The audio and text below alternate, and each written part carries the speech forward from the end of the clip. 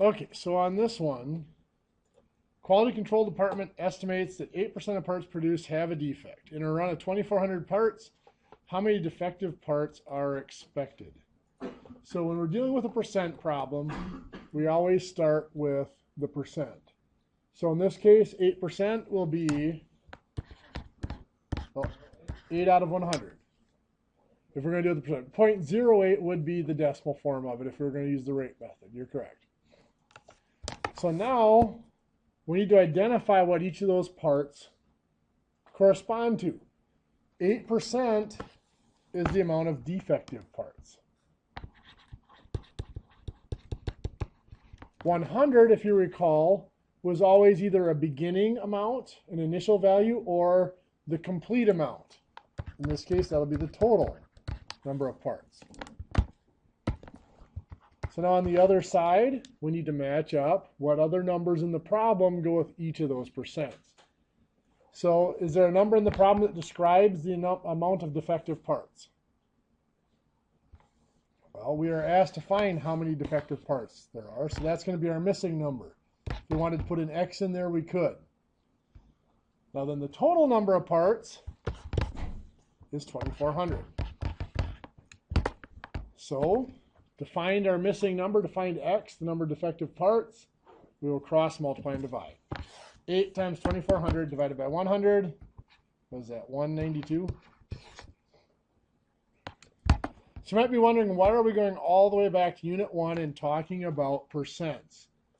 Well, pretty much all of this unit is based on percents. We're going to be talking about mostly percents being used as rates. As Cody mentioned, 8% could be used as 0.08. One other way this problem could have been completed would have been to convert 8% into that decimal form, 0.08, and then just do the 2,400 total parts times that rate of 0.08. That would give us 192 defective. Now in general problems like the one we saw here, it's not always that simple. Sometimes you have to multiply by the rate like we did. Sometimes you have to divide by it and so on. But there are specific forms of problems where using the rate is simpler and it always goes in a certain direction. One type of problem is a commission problem.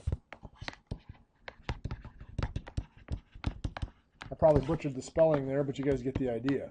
If you're going to work in any sort of a sales career, there's a good chance that you'll deal with a form of commission. If you're dealing with a straight commission, you might get 12% of your total sales. So rather than using 12 over 100 to calculate your commission and doing the proportion, it is simplest to turn 12% into a rate or a decimal of 0.12. So in a week where you have $7,500 in sales, find your commission. It's just your total sales, 7,500 times your commission rate of 0.12, which is going to be what? 900 bucks. Perfect. Another application where using the rate is more feasible is the one that we're going to spend pretty much all of Unit 3 on, and that is interest. For the next 2 weeks, we're going to talk about simple interest. Then we'll spend a week on compound interest and then a week or two, if necessary, on annuities. So we're going to start out today talking about simple interest.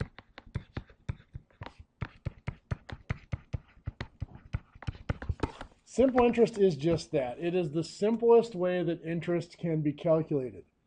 In fact, simple interest, we don't calculate the interest unless one of two things happens.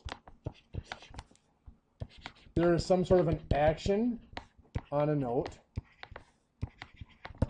The note is just a generic term for an account. It can be a loan where you've borrowed money, or it can be an account where you've put money into an account. Either way, simple interest means that only if there's action. So money paid in or money drawn out would the interest be calculated. And of course, interest is always calculated before an action is allowed to take place. The second case where interest could be calculated would be at the end. The technical term for that is at maturity.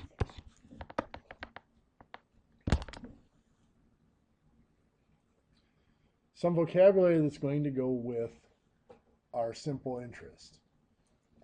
We do have principal. Principal is a starting amount, usually, and it is the amount that everything is based off of. So all of our calculations are based from the principal.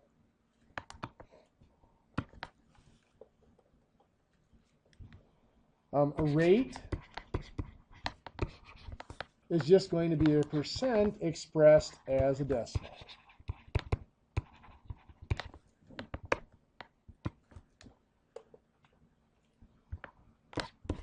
Time,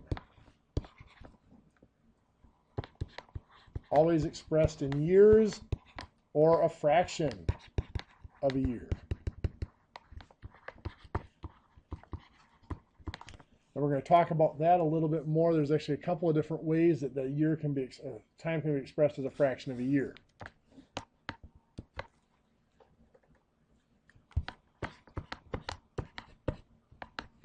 Now, generally, interest can be thought of in a couple of different ways.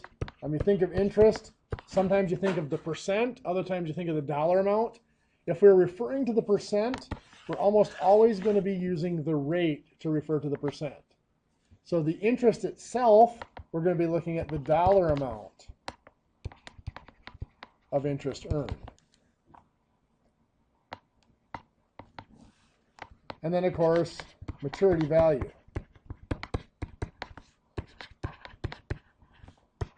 And that is the value at the end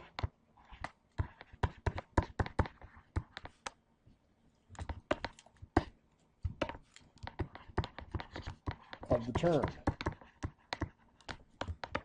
And the maturity value, which we'll abbreviate MV, is going to be equal to your principal plus I is going to be the dollar amount again of your interest.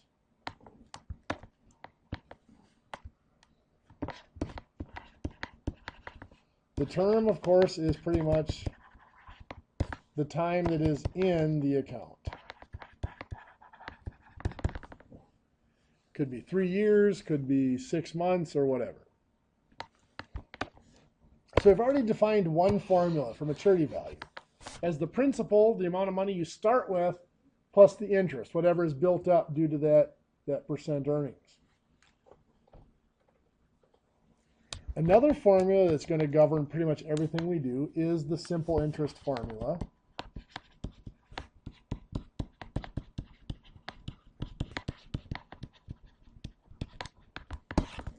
Which is the amount of interest is going to equal the principal times rate times time. Often just listed as PRT. And again, note the time is always given in years. So a simple example of this is, let's say that we have $4,000 in a 4% account for 3 years. It doesn't matter. I'm just trying to keep the number simple. So we're looking at wanting to find, one, the amount of interest, the dollar amount of the interest.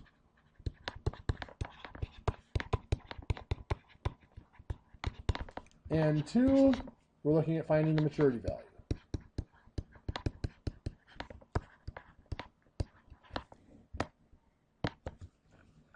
So I equals PRT.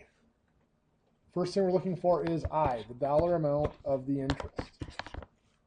So our principal in this problem will be $4,000.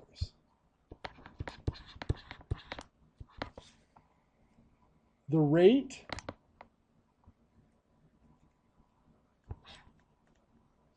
It's 4%, but we're going to write it as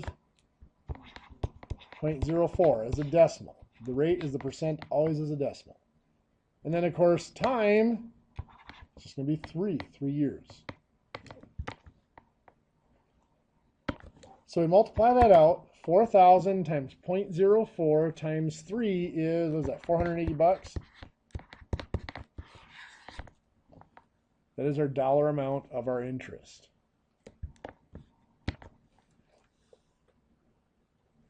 So then for part 2, to find the maturity value, it's our principal of $4,000 plus our interest of $480.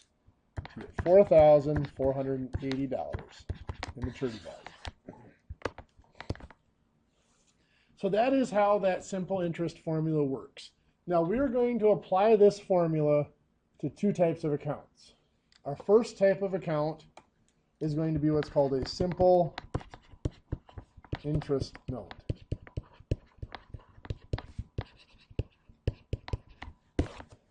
Now when I say note, that generally means that somebody is borrowing money from another person or business or entity.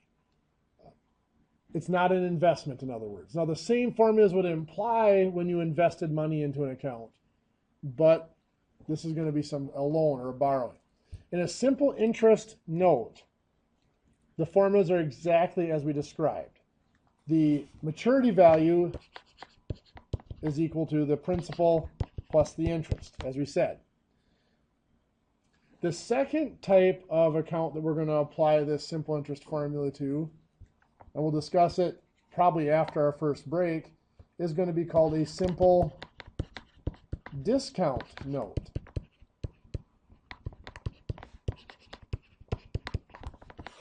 And this one's always confusing at first because it's not the way we normally think of interest. But in a simple discount note, the maturity value is equal to the face value of the note. So if it's a $4,000 note, the maturity value is equal to $4,000. Whereas in the simple interest note, a $4,000 note is the $4,000 is the principal. And then you add interest to that to get the maturity value. So in a simple discount note, and again, we'll talk about this in more detail later, the amount you get is not the face value of the note. You're going to get less than that. And that's where the word discount comes in, is that face value is discounted to give you what is called the proceeds. So the maturity value is the proceeds plus the interest. And again, we'll discuss what the proceeds are later on tonight. So for now, let's focus on those simple interest notes. As we said, the simple interest notes just follows those basic formulas. So we just did that example of $4,000, 4% for a few years. Quite often, or most often, that term of 3 years would not be used on a simple interest note. Simple interest notes are usually very short term, less than a year, and often less than 6 months. So let's look at something a little bit shorter term. So let's say that you are going to borrow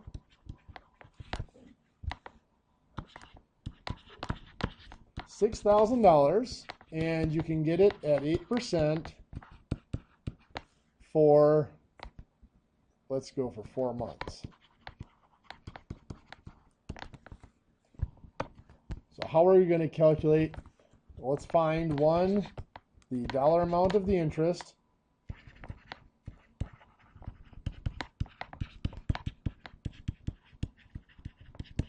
and 2, the maturity value.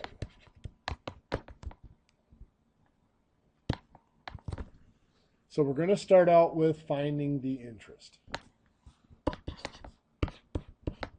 So to find the interest, what are we going to do? What's our principal?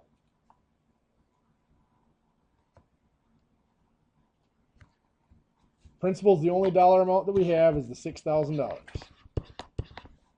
The rate will be 8% as a decimal will become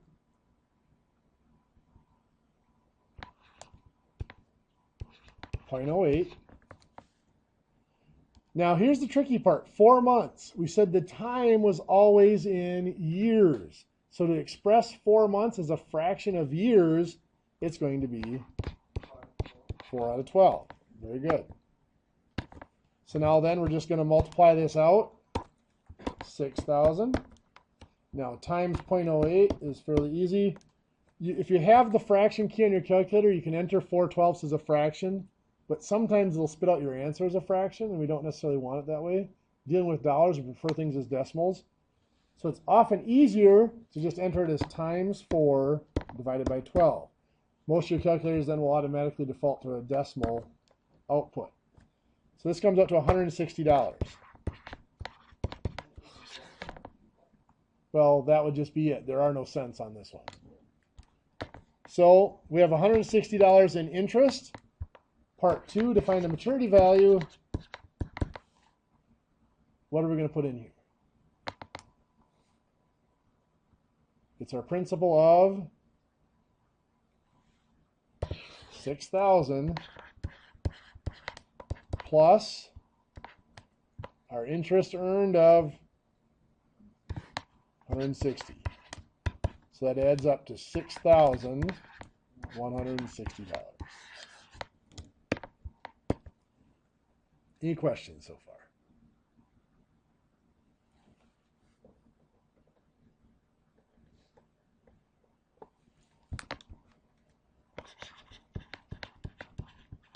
Okay, so let's say we'll do another example similar to that one. Let's say that you borrow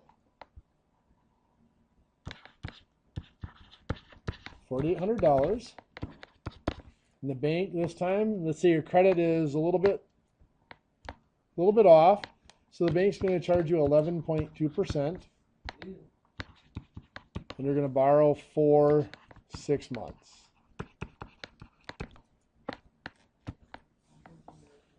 Oftentimes, I know 11.2 seems a little harsh, but oftentimes on your shorter term loans, you're going to get a little bit higher percent interest. So anyway, again, we're going to find the amount of interest and the maturity value. So talk me through it. The amount of interest, how am I going to find it? Okay, 4,800.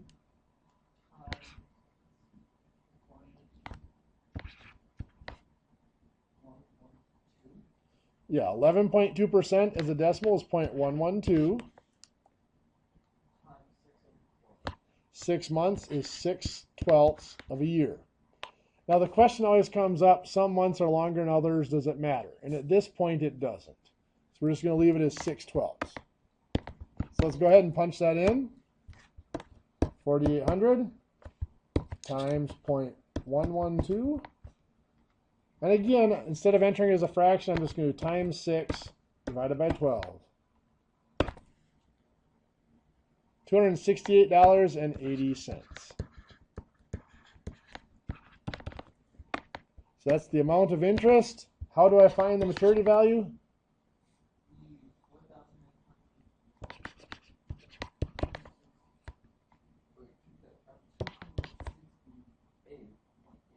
Perfect. My principal of $4,800 plus my interest of $268.80. So that will add up to $5,068.80.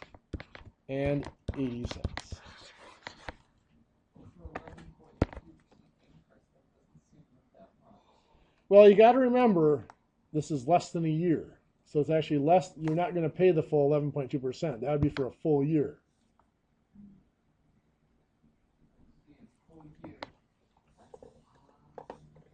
It would double that. 6 months is half a year, so it'd be $530 some.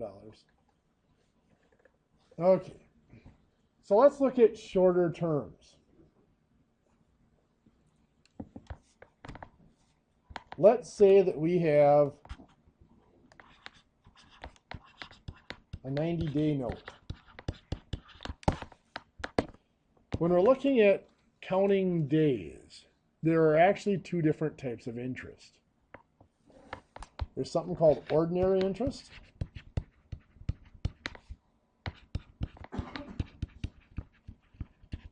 and exact interest.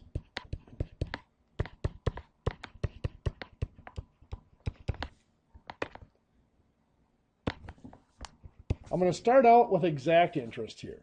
If it's a 90-day note, if we're talking about exact interest, the time would be entered as 90 over 365, which makes sense, 365 days in a year. Exact interest now is pretty commonly used. It's what most of your investments are. Ordinary interest, however, used to be the way almost everything was done, and it still it's assumed in certain processes that we're going to use ordinary interest. Ordinary interest, the time for a 90-day note would be figured as 90 out of 360. Now, we know there's not 360 days in a year. Why did they use 360 for ordinary interest? It's basically a historical concept. Calculators have only been around for a short period of time, and if you look at the overall history of banking. At one time, somebody actually had to sit down and calculate interest by hand.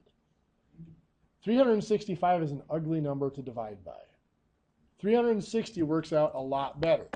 So what they did was they basically assumed every month was 30 days. So then 360 for a year, each month you just figured 30 out of 360 or 1/12 times your interest rate. And the hand calculations were very simple then to figure out what the amount of interest was on each account. If you were to use 365, it would have been a very tedious task. It doesn't matter. It worked out kind of in the end. We'll do some examples that'll show you how it works out. So anyway, let's say that you're going to borrow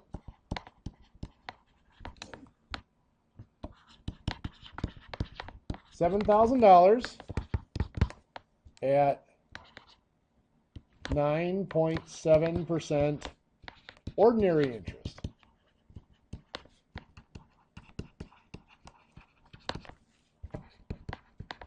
For 120 days. So same thing, I'm not going to bother asking the questions. Let's find the amount of interest and the maturity value. So for the amount of interest, I equals, what's my principal? 7,000. What's my rate? The rate is 0.97.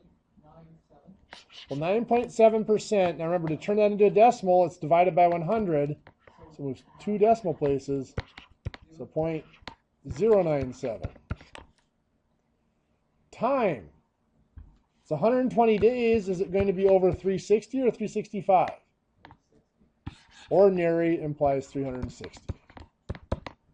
So to find the amount of our interest, 7,000 times 0.097 times 120 over 360. So 226.30.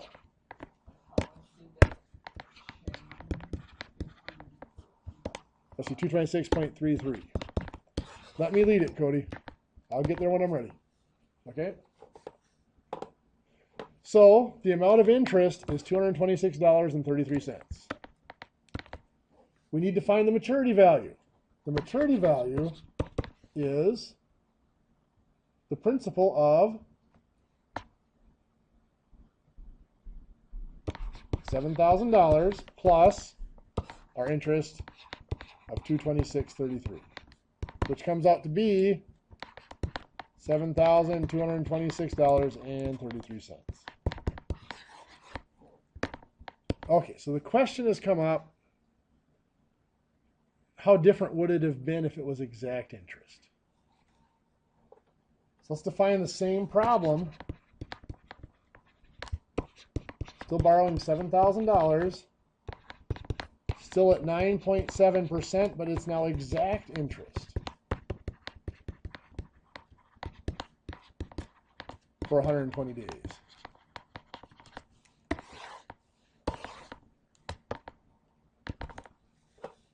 But the interest formula is going to look exactly the same.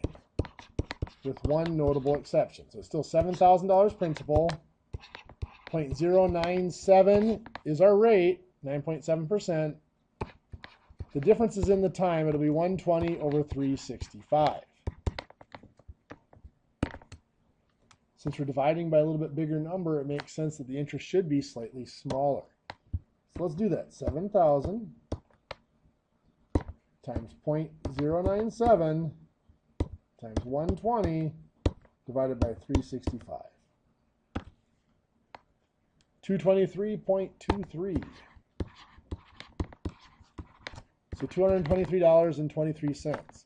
So as you can see, it's about $3.10 less in interest using exact. So the maturity value would be our 7,000 principal plus 223.23 for a new maturity value of $7,223.23.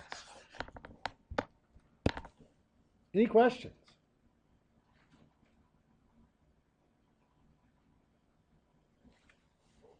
I'm going to have you guys try some examples here.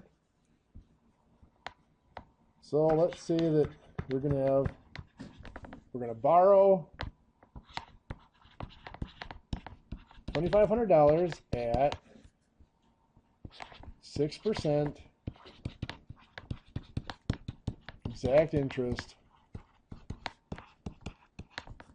for 90 days.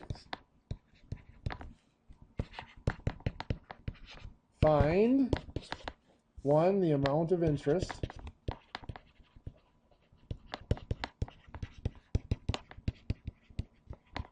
and the maturity value. So I'll give you a couple minutes, see if you can figure that out in your notes. Okay, so to find the amount of interest, our principal is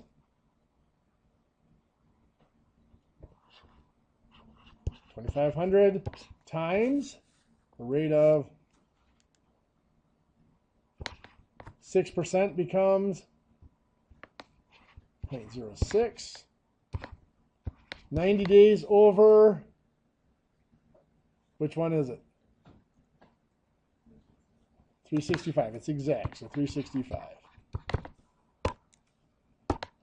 So 2,500 times 6% times 90 over 365, $36.99. Does that look right?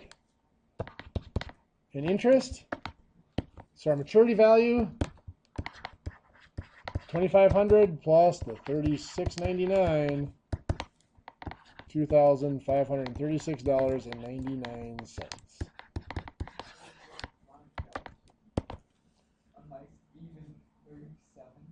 Well, if that was your loan, would you like them to charge you an extra penny just to keep it even? Okay. Let's look at the other side of that. Let's take a look at, let's say, a person who borrows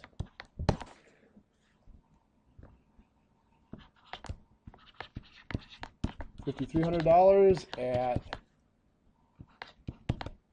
7.9% ordinary interest.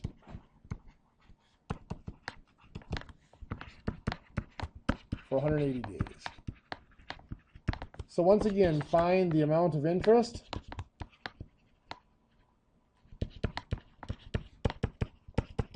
and the maturity values. I'll give you a couple minutes to try those in your notes quick too. Okay, so the amount of interest, I equals, what's our principal?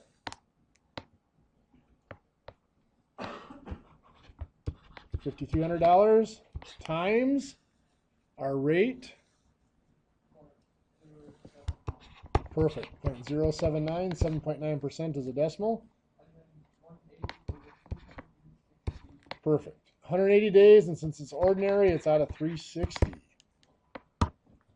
So 5,300 times 0.079 times 180 out of 360. $209.35. Look right?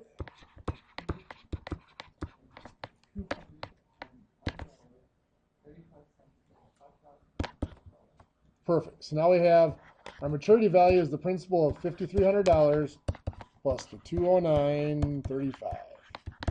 So that'll give us a maturity value of $5,509.35. Any questions? Okay, now these calculations have been assuming that it is paid back on the day that it's due. That is not always the case. So let's take a look at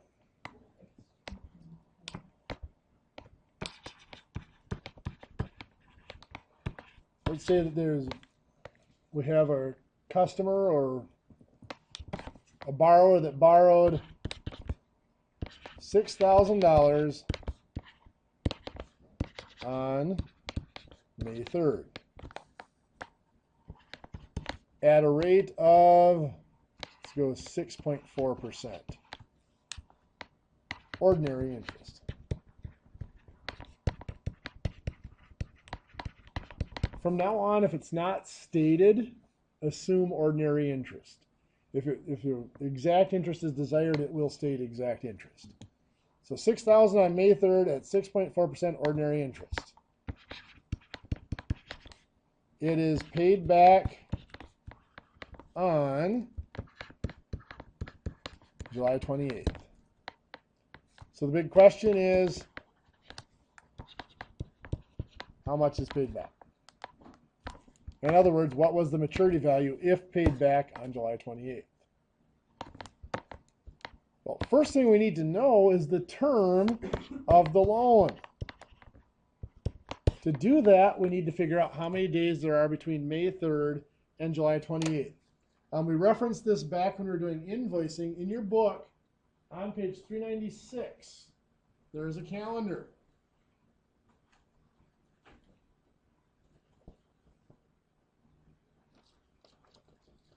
And that calendar shows the days numbered from 1 to 365.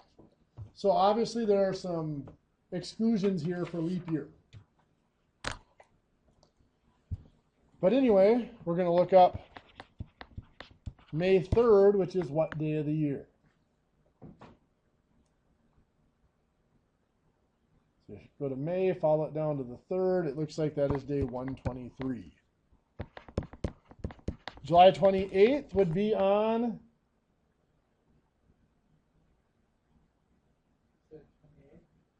July 28th, 209.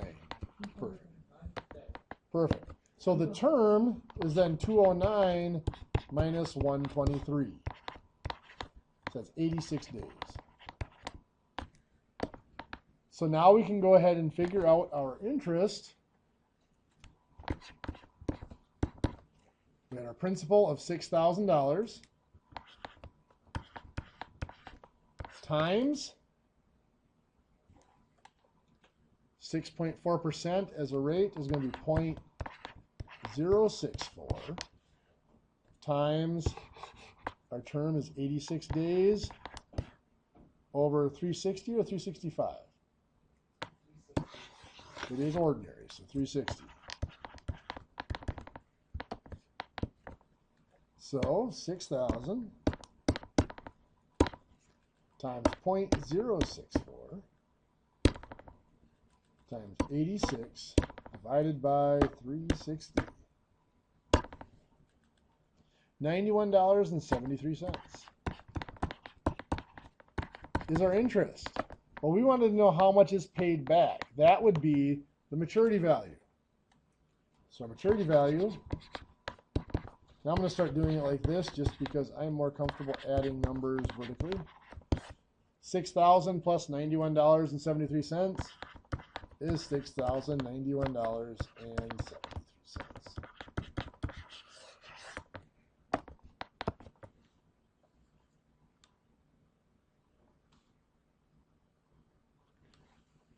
Let's take another example.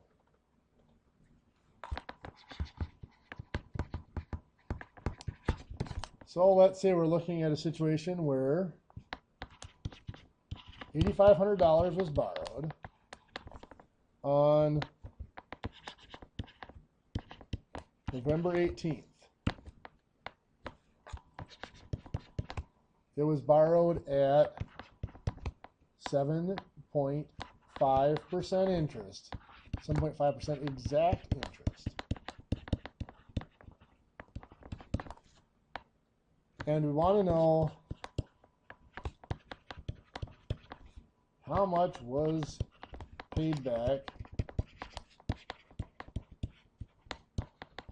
on March 2nd. Obviously in the following year. So the first thing we're going to have to do is we're going to have to do a little bit of work to find out how many days there are again, to find the term. When we go from one year into the next, if you recall, we had to do two calculations and combine them. So we're going to go from November 18th to the end of the year. So we look up November 18th is what day?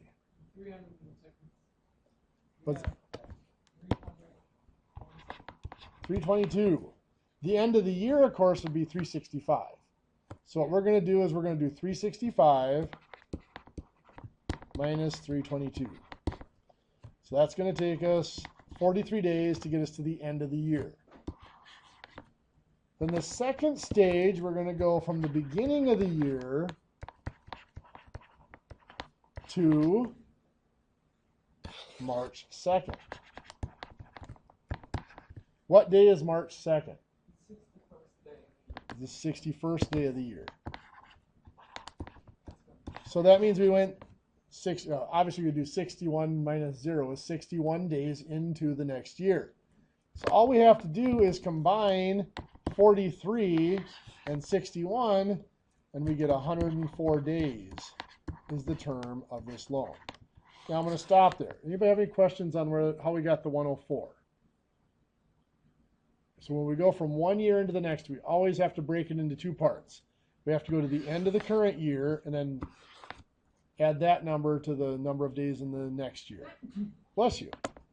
So basically, you have November of the previous year, which is 322. Yep. So you have to minus that 365 is that full year. Yep, to get the days till the end of the year. And then you look up the day, the number of the day for the next year, and that's how many days you go into that next year.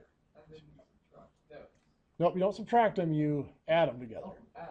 43 plus 61 to get the 104. You subtract them, it makes no sense. No, it wouldn't. If you want to look at it this way, you're looking at a timeline. You have November 18th to the end of the year, December 31st or whatever.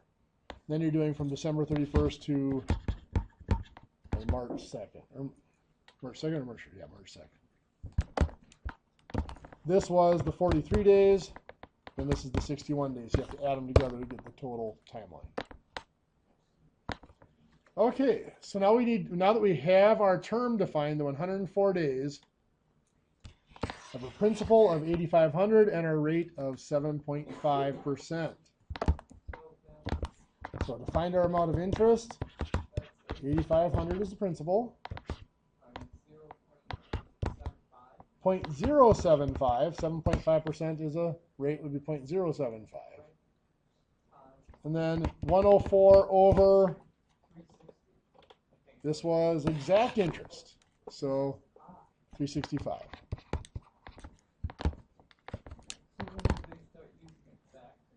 I'm not sure when the changeover took place. Well, usually a lot of those changes were the invent of computers. And actually now with more advanced computer systems, they've gone to daily compounding and continuous compounding, gotten to some pretty complex calculations for interest. But we're not going to get too far into all those. So anyway, let's find our interest. 8,500 times 0.075 times 104 divided by 365, giving us 181.64. So $181.64. To go to the next step to find the maturity value,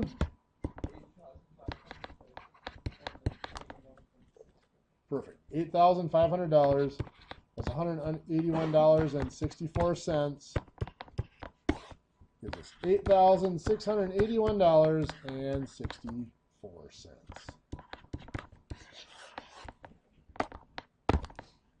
Okay, time for you guys to try one. So we want to find, for someone who borrows $12,300 on October 28th at 8.1% ordinary interest.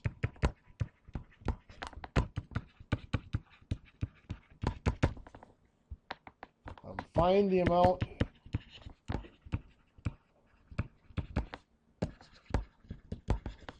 paid back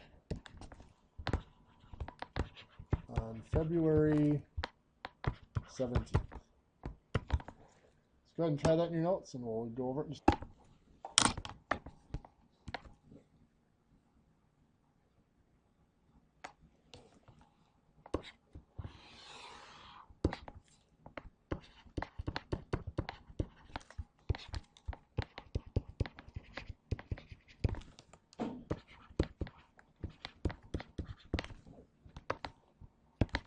Okay, so the first thing I want to look at here is our term again. So we're going to look up October 28th, which is day 301. So to the end of the year, of course, we're going to take 365 minus 301, give us 64 days. Then we look up February 17th, is going to give us day 48. So from the beginning of the year to February 17th is 48 days.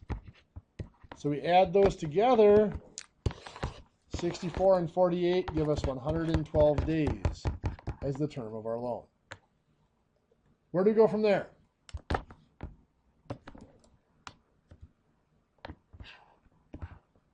Find the interest, which will be the principal.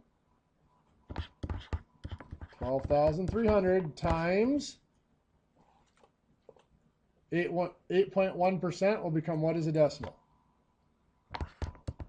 0.081 times 112 over, ordinary means over 360. So let's find the amount of interest.